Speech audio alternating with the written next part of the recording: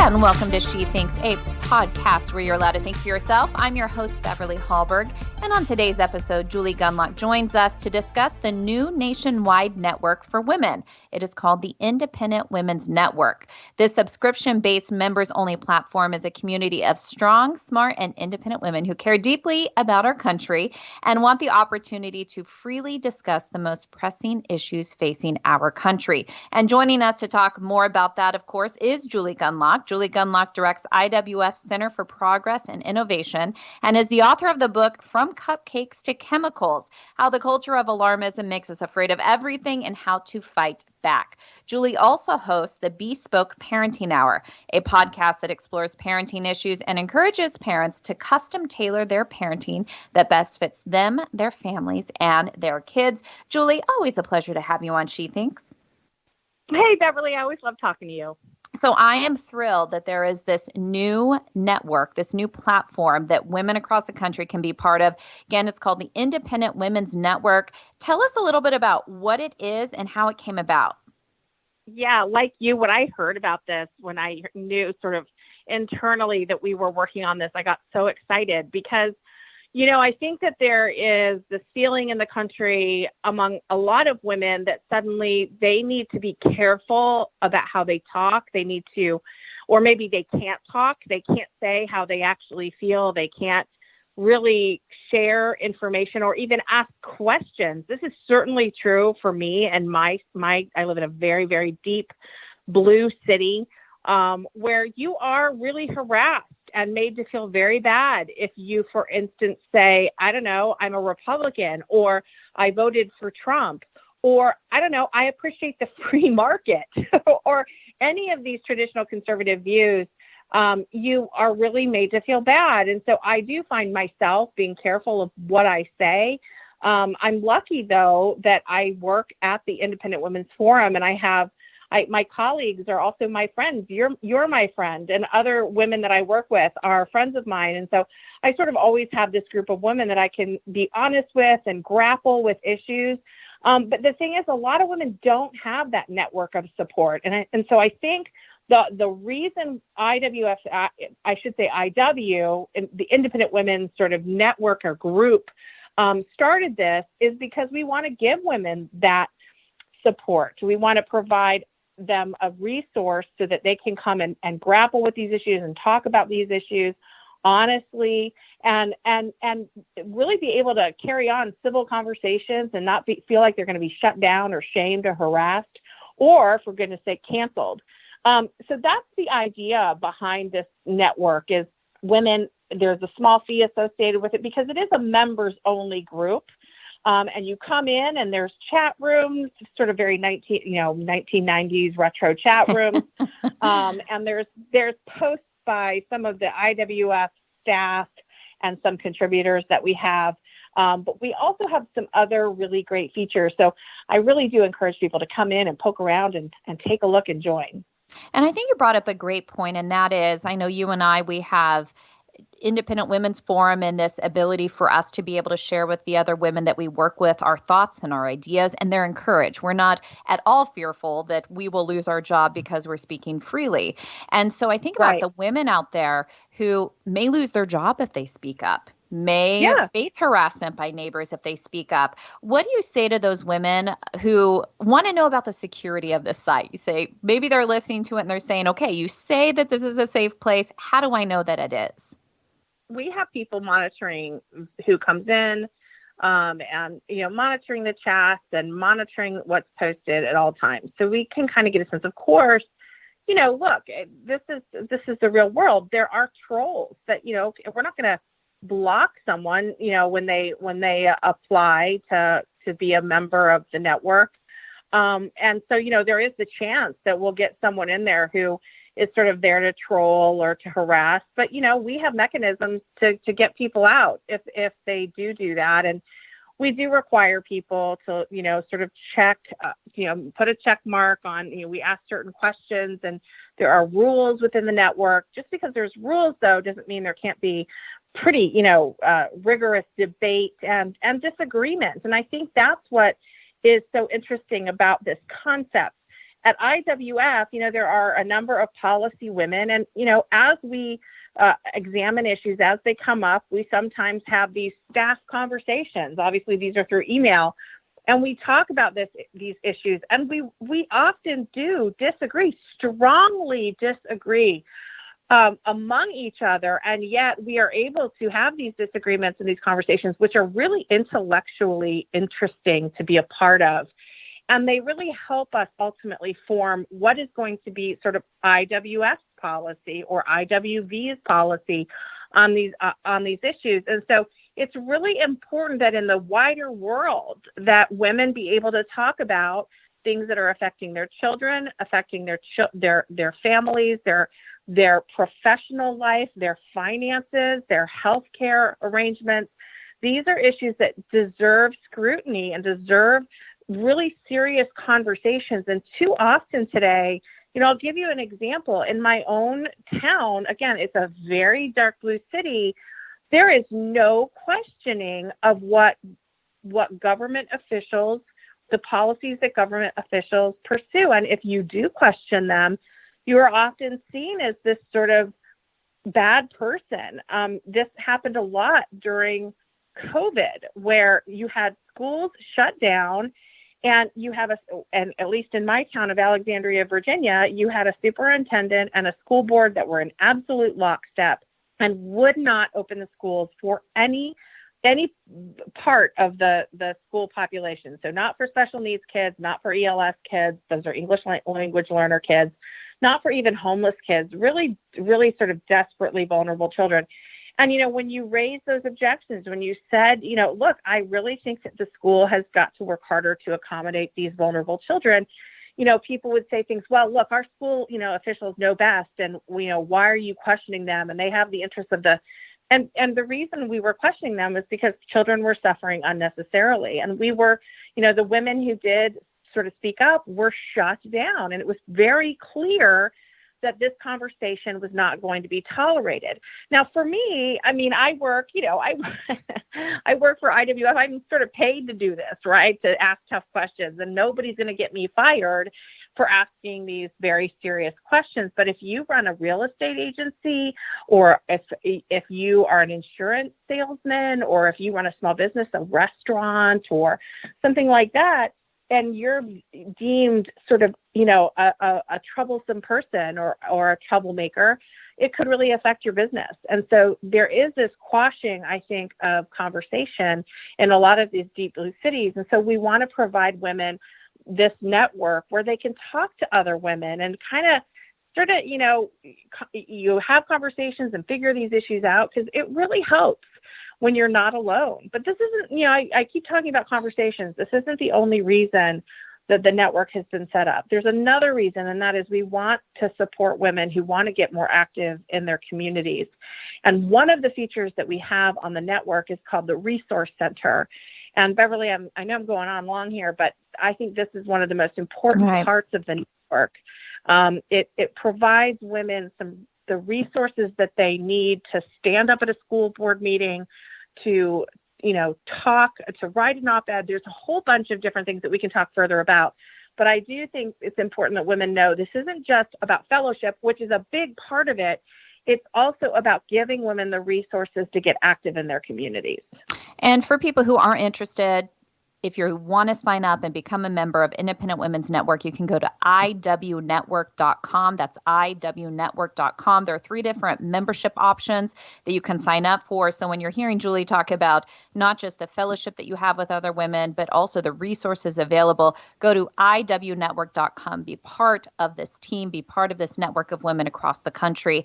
And Julie, I was wondering if one of the reasons why the network was formed and came about is because so many women have been speaking up across the country. You mentioned COVID, especially when it comes to education, the parents, including mothers who went to these school board meetings and threw caution to the wind as far as what this could mean for them personally. And they spoke up for their children on behalf of their children, saying, I don't want my child masked, or I want them back in school. This is enough virtual learning. We're even having parents speak out against CRT. I mean, the list goes on and on and on when it comes to education.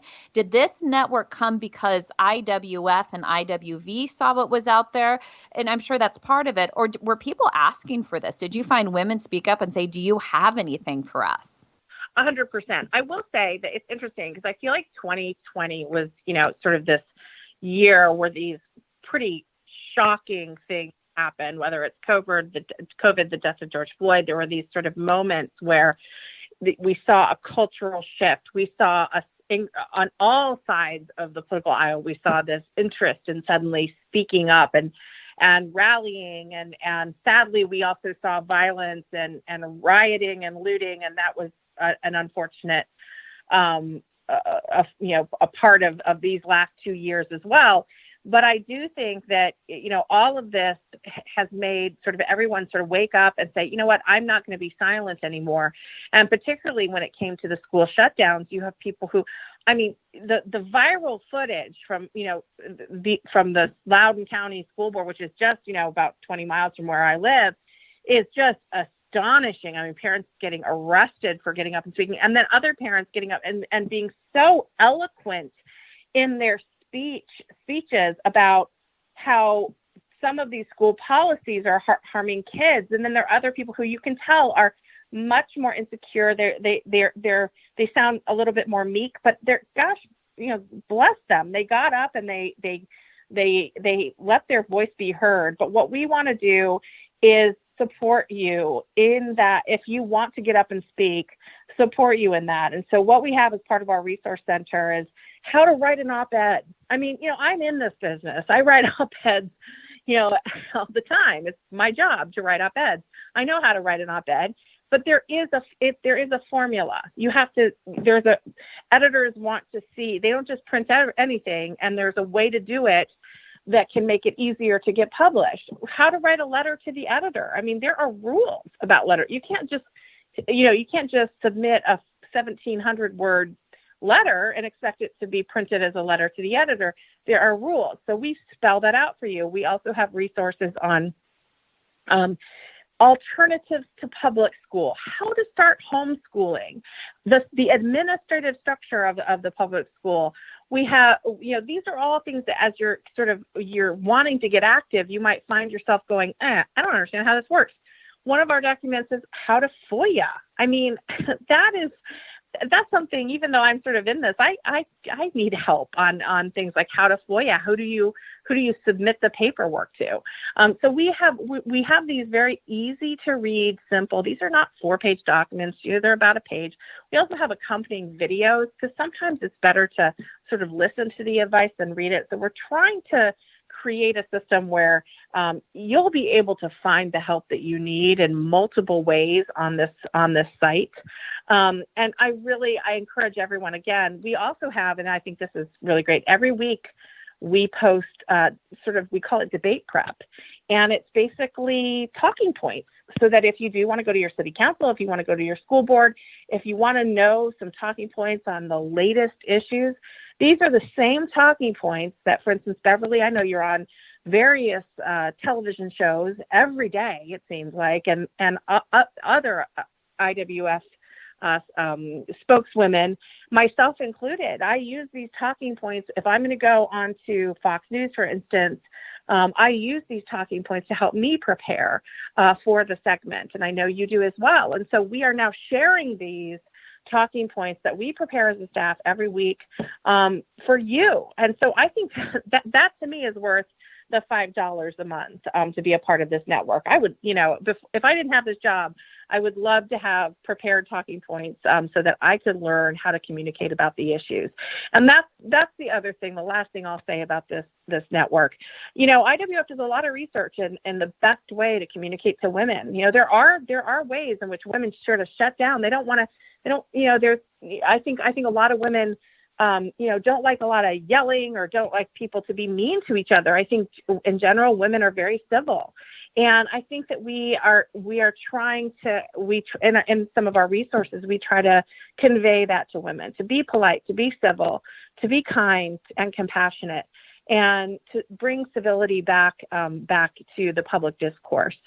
So these are all great resources. I really think women out there, conservative women, patriotic women, women who really care about the future of the country and the health of the educational system in this country will really get a lot out of this network.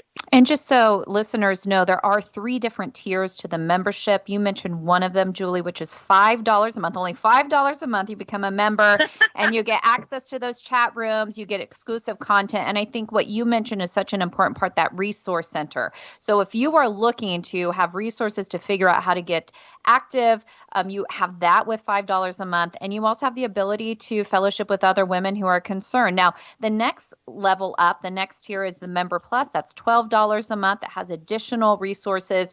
And then Member Premium is $25 a month. The reason I want to mention this is because on this one, in addition to the extras that you get a complimentary ticket to the annual awards gala that Independent Women's Forum puts on. It's my favorite event of the year. Last year, we couldn't hold it in person because of COVID. It was virtual.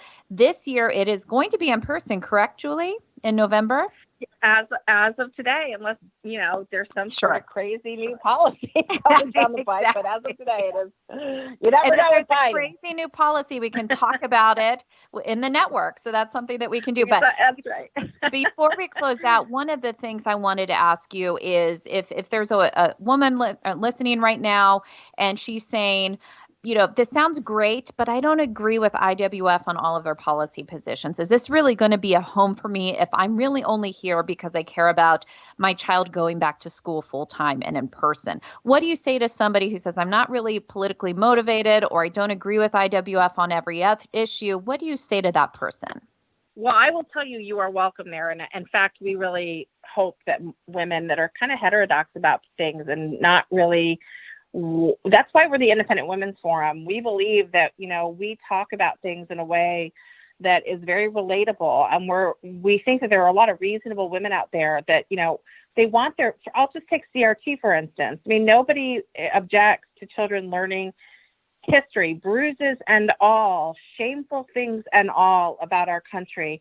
And especially when it comes to the African American community, we want children to learn about slavery, about Jim Crow, about the other things in our country and our racist past. That is really critical. But what we don't want when it comes to CRT and some of this anti-racist training, which they lie, the teachers' unions are lying. This has been deployed in my own school district where I live. The teachers have been receiving this training. This is going to be integrated into the schools. And what I don't want is certain children told that their quality is based on immutable qualities, like the color of their skin. And I also don't want other children told they're part of a victim class because of the color of their skin. It's a very dangerous message to send to young kids.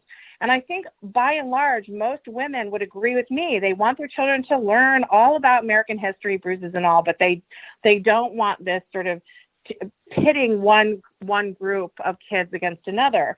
And so this is what I'm saying about IWF, this new network. Come and talk to us about that. We'd love to have rigorous conversation and debate. We have policy staffers who are immersed in this and can answer questions and really help you come to a decision on these issues without feeling bad for asking questions. This stuff is complicated. That's another thing. CRT, it is really complicated. And so I think what we want to do is sort of help women figure out what conclusions they want to come to with these issues. We don't want to tell you, you have to believe this way. And if you don't, it's wrong think. That's the opposite. But I will also tell you, one last thing I will tell you. We are having a lot of fun on this network. I mean, I put up my mom's banana bread recipe, which is kind of a family secret. I put up a recipe for my favorite cream of tomato soup. There's a lot of really funny videos that people are doing. It's not, look, there is a serious side to it. The Resource Center is very serious. But, I think like any women, when I get together with my girlfriends, and half of them are on the left and half of them are on the right, we're not always talking about politics. We often talk about, the latest thing, accomplishments our kids are making, or, the headaches with scheduling. And there's, we talk about food an awful lot and home decor and other things. So we want women to talk about things beyond politics as well, if they wish to. And if they don't, if they're there for the resources, that is there for them. And they can engage as much as they want, or just use the network for those resources. So everyone's welcome. There is no test, political test to take before you join to test, how far you are on one side. Everyone's welcome, and we really do appreciate diversity of thought on the network. And Julie, you and I were talking before we started recording this podcast. You said your son was cooking something in the kitchen. If the recipe goes well, maybe you should add that to the Independent Women's Network as well. Your son's latest recipe, look, I think would be great. I'm not sure I'm ready to add the experiments of a 12-year-old boy, but we will see. I will tell the listeners before I went on, I did say, before we started rolling, I told my son, if you set something on fire, I cannot help you. I am on a podcast. So so far so good. No fire alarms have gone off. No, I haven't heard any screams in the background. So I think we're good. And I would also like to point out, even before I officially became part of Independent Women's Forum, probably about 2.5 years ago, IWF is a great resource for me over the years. I probably was attending events for probably 15 years even before I became part of it. So I can attest to the wonderful network that IWF is and how it helped me so much in resources. So the Independent Women's Network is something I highly recommend. $5 a month is very reasonable. You get support from other women. Just go to iwnetwork.com. That's iwnetwork.com to sign up, and hopefully we'll see you on the network. But for now, Julie Gunlock, thank you so much for joining us. Thanks for having me, Beverly. Always great chatting. And thank you for joining us. Before you go, Independent Women's Forum does want you to know that we rely on the generosity of supporters like you. An investment in IWF fuels our efforts to enhance freedom, opportunity, and well-being for all Americans. Please consider making a small donation to IWF by visiting iwf.org/donate. That is iwf.org/donate. And last, if you enjoyed this episode of She Thinks, do leave us a rating or a review on iTunes. It does help. Also, we'd love it if you shared this episode and let your friends know where they can find more She Thinks episodes. From all of us here at Independent Women's Forum, thanks for listening.